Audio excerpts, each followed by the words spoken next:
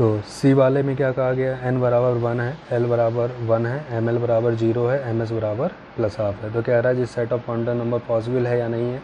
तो आप देख रहे हैं n बराबर 1 है, अगर n बराबर 1 है तो l की वैल्यू क्या होगी, 0 to n minus 1, 0 to n minus 1 क्या होगी, 0 to n माइनस 1। और n की वैल्यू हमें कितनी दी गई है, 1 दी गई, तो यहाँ पर आप 1 रखो, तो 1 माइनस 1 0, यानी n बराबर 1 के लिए l की वैल्यू आपको ओवरऑल क्या मिलेगी, 0 to 0 यानी 0।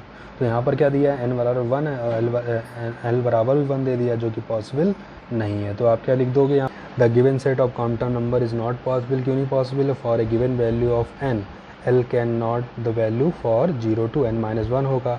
अगर ऐसा है तो for n equal to 1 l की वैल्यू क्या होनी चाहिए, 0 होनी चाहिए, ना कि 1 होनी चाहिए। इसलिए third set of quantum number आपका पॉसिबल नहीं होगा। इसी तरह से डी पार्ट में क्या कहा गया है, क्या ये पॉसिबल है। तो आप देखो n बराबर 2 दिया गया, l बराबर 1 दिया गया, ml बराबर 0, ms बराबर माइनस हाफ। तो आप देख रहे हो n बराबर 2 है, n बराबर 2 है मतलब ये तो पॉसिबल हो गया। l बराबर 1 है, तो n बराबर 2 के लिए l बराबर 1 हो सकता है कि नहीं हो सकता। आप रखिए यहाँ 0 to n माइनस 1, यहाँ पर हमने 2 रखा क्योंकि n की वैल्यू 2 दी गई है, तो 2 माइनस 1 यानी कितना आ गया 1। तो l की वैल्यू क्या आ गई, 0, 1 यानी पॉसिबल है, क्योंकि l की वैल्यू 0 भी हो सकती है, 1 भी हो सकती है, जो कि यहाँ पर आपको दिया गया है। n बराबर 2 के लिए l की वैल्यू 1 हो सकती है। अगर l की वैल्यू 1 है तो m की वैल्यू 0 हो सकती है, हाँ हो सकती है, क्योंकि m की l की हर वैल्यू के लिए जो m की वैल्यू होती है minus l2 plus l including क्या होती है, विथ 0, ठीक है, इंक्लूडिंग 0 ये होता है आपका। तो आप क्या देखोगे, n बराबर आपको कितना दिया गया 2, तो l बराबर 1 आप निकाला, n बराबर 1 यहाँ पर रखो, तो क्या होगा -1 to 0 प्लस 1, तो -1 0 प्लस 1 यानी यहाँ पर m की वैल्यू कितनी दी गई, 0 दी गई, मतलब ये पॉसिबल है। और ms की वैल्यू तो आपकी या तो प्लस की होगी या तो माइनस होगी, मतलब ये given set of quantum number आपका पॉसिबल है, ठीक है। इसी तरह से आपको थर्ड वाला करना होगा और हमें बताना होगा कि ये set of quantum number possible है या नहीं है। अब हम बढ़ते हैं अपने नेक्स्ट न्यूमेरिकल की तरफ। नेक्स्ट न्यूमेरिकल में आपसे कहा गया है, how many electrons in an atom में have the following quantum number, ठीक है। एक सेट ऑफ क्वांटम नंबर दिया गया है, आपको बताना होगा इसमें नंबर ऑफ इलेक्ट्रॉन कितने होंगे, ठीक है। पहला सेट ऑफ क्वांटम नंबर में n बराबर आपको दिया गया 4 और ms मतलब स्पिन क्वांटम नंबर की वैल्यू दी गई है माइनस हाफ। कह रहा है इसमें बताओ कि यहाँ पर नंबर ऑफ इलेक्ट्रॉन कितने होंगे। तो देखो n की वैल्यू आपको जब गिवन हो, ठीक है, यानी प्रिंसिपल क्वांटम नंबर में, यानी कि मतलब सेल में नंबर ऑफ इलेक्ट्रॉन कितने हो सकते हैं। तो हमने इसका एक फार्मूला आपको बताया था, total number of electron in an atom for a value of n equal to क्या होता है 2n²। और n की वैल्यू कितनी दी है, 4 दी गई है, तो यहाँ पर हमने 4 रख लिया, तो कितना हो गया टोटल नंबर ऑफ इलेक्ट्रॉन 2 और 4 का स्क्वायर, ठीक है। तो कितना आ जाएगा आपको 32 आ गया, मतलब टोटल नंबर ऑफ इलेक्ट्रॉन कितने हैं 32 है। और टोटल नंबर ऑफ 32 है, यानी हर इलेक्ट्रॉन जो है वो पेयर्ड फॉर्म में है, ठीक, पेयर्ड फॉर्म में है। इसको आप इसका इलेक्ट्रॉनिक कॉन्फ़िगरेशन करके देख सकते हैं। तो हमने क्या देखा, हमने इसी जो आपको दिया गया नंबर ऑफ इलेक्ट्रॉन कितने 32, तो हमने इसका क्या कर लिया, इलेक्ट्रॉनिक कॉन्फ़िगरेशन कर लिया। कॉन्फ़िगरेशन हमने करा 32 एटॉमिक नंबर का, तो क्या देखा 1s2 2s2 2p6 3s2 3p6 4s2 या 3d10 4s2, ठीक है। तो कितने इलेक्ट्रॉन हो गए 2 2 4 और 6 कितने हो गए 10 10 और 8 18 18 और 10 कितने हो गए आपके 18 और 10 हो गए आपके 28 और 2 30, ठीक। तो इसी का आगे और कर लेंगे, ठीक है। तो जी आप इसका 32 का आपका इलेक्ट्रॉनिक कॉन्फ़िगरेशन हो गया। और इलेक्ट्रॉनिक कॉन्फ़िगरेशन के अकॉर्डिंग आपने क्या देखा कि जो हर इलेक्ट्रॉन है वो अपने पेयर्ड फॉर्म में है, ठीक है। तो पेयर्ड फॉर्म में होने की वजह से आपने क्या देखा, all the electron are paired form. अगर पेयर्ड फॉर्म में, इसका मतलब क्या हुआ, हमें m इक्वल टू यानी s बराबर हमें जो स्पिन क्वांटम नंबर है, ठीक है, s भी लिख सकते हैं ms भी लिख सकते हैं, वो आपके कितने माइनस हाफ, यानी इसमें आपको कौन से लेने हैं, माइनस हाफ वाले लेने हैं, प्लस हाफ वाले नहीं लेने हैं।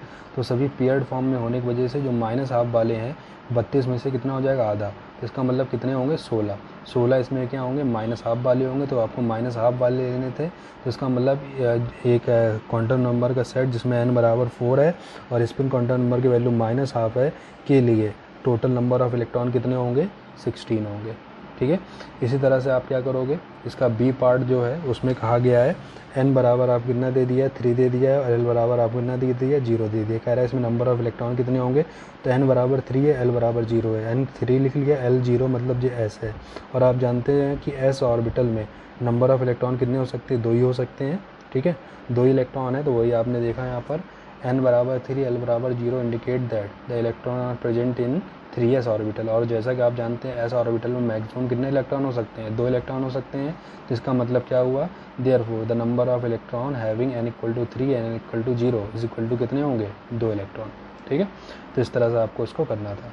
नेक्स्ट जो क्वेश्चन है ये आपका थोड़ा सा, इसमें क्या बताना होगा, नंबर ऑफ अनपेयर्ड इलेक्ट्रॉन बताने होंगे।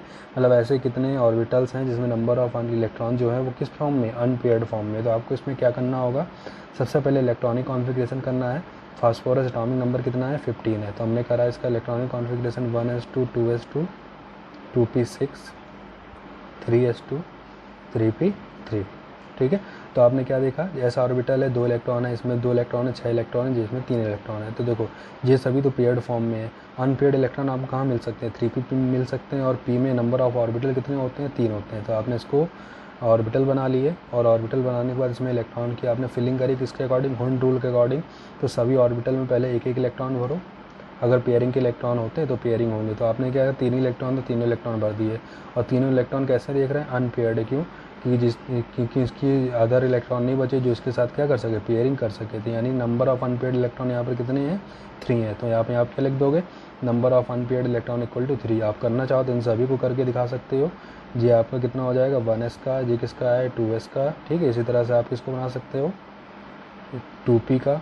ठीक है, और इसी तरह से आप क्या दिखा सकते हो, 3s का। तो 1s में कितने हैं, 2 इलेक्ट्रॉन, 2s में कितने हैं, 2 इलेक्ट्रॉन, 3s में कितने हैं, 6, 2s में कितने हैं, 6 इलेक्ट्रॉन। ठीक है, और 3s में कितने हैं आपके, 2 इलेक्ट्रॉन। तो इस तरह से आपने क्या करा, इलेक्ट्रॉन को देखा। तो ये सभी तो पेयर्ड है, तो अनपेयर्ड कहाँ मिल रहा है आपको, 3p में मिल रहा है। ठीक है, इसी तरह से आप सिलिकॉन का कर लो।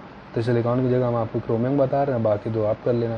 तो क्रोमियम में आप क्या देखते हो, क्रोमियम C वाला एटॉमिक नंबर कितना होता है, 24। इलेक्ट्रॉनिक कॉन्फ़िगरेशन करो, 1s2 2s2 2p6 3s2 3p6। इसमें थोड़ा एक्सेप्शनल केस होता था 3d5 और 4s1। ठीक है, तो ये s ऑर्बिटल है, ये 1s है, ये 2s है। ठीक, ये आपकी 2p वाला हो गया, ये 3s वाला हो गया, ये 3p वाला हो गया। d में कितने होते हैं आपकी, 5 ऑर्बिटल। तो ये हमने 3d कर लिया, और ये आपका 4s हो गया। तो s में 1s में कितने इलेक्ट्रॉन है, 2, 2s में कितने हैं, 2, p में कितने, 6। तो 1 2 3 4 5 6। ठीक, इस 3s में कितने हैं, 2, 3p में कितने हैं, 6। तो 1 2 3 4 5 6। d में कितने ऑर्बिटल होती है, 5। तो 1 2 3 4 5। कितने इलेक्ट्रॉन है, 5 इलेक्ट्रॉन। तो 1 2 3 4 5। और 4s में कितने इलेक्ट्रॉन है, 1 इलेक्ट्रॉन है।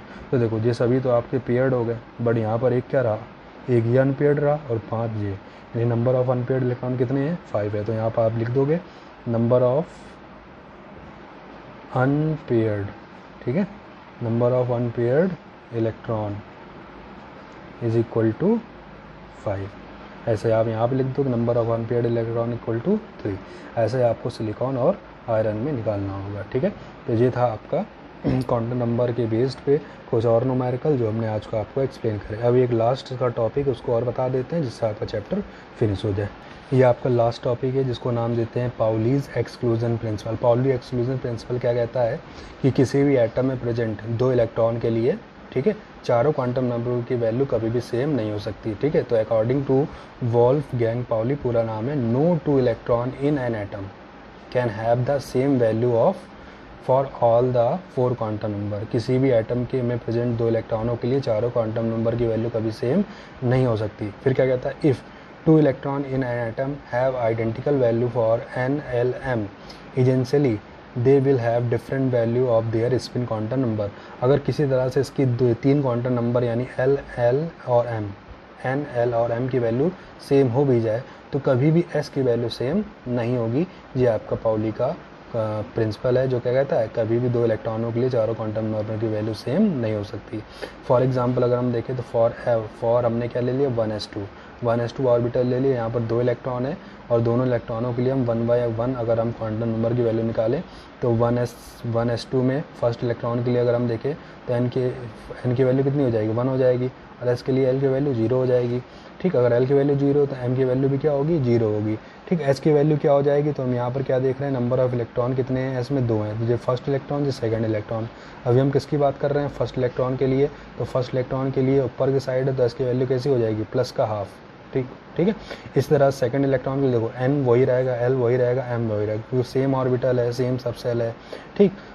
बट नंबर ऑफ इलेक्ट्रॉन की बात करें तो जो सेकंड इलेक्ट्रॉन है उसकी स्पिन कैसी अपोजिट डायरेक्शन में होने की वजह से s की वैल्यू क्या हो जाएगी -12।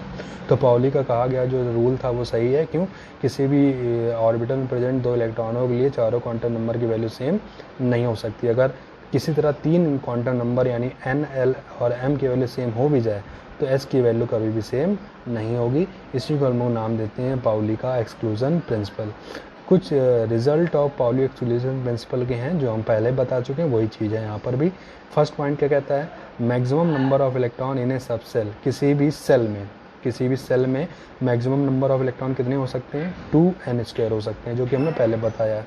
सेकंड क्या कहता है, maximum number of electron in a subshell में s में 2 हो सकते हैं, p में मैक्सिमम 6 हो सकते हैं, d में कितने हो सकते हैं, 10 हो सकते हैं, और f में कितने हो सकते हैं, 14 हो सकते हैं। फिर क्या कहता है, maximum number of electron in N orbital, किसी भी एक ऑर्बिटल में मैक्सिमम कितने हो सकते हैं, 2 इलेक्ट्रॉन हो सकते हैं, और दोनों की जो डायरेक्शन होगी एक दूसरे की क्या होनी चाहिए, अपोजिट होगी। तो वही चीज़ है जो हम पहले भी एक्सप्लेन कर चुके हैं, वही पाउली ने फिर से एक बार बता दिया। तो ये आपका लास्ट टॉपिक था इस चैप्टर के बाद, जिस चैप्टर का आज से ये चैप्टर आपका फिनिश हो गया। अब हम इसके नेक्स्ट चैप्टर स्टार्ट करेंगे नेक्स्ट टर्म से। तो आज के लिए इतना ही।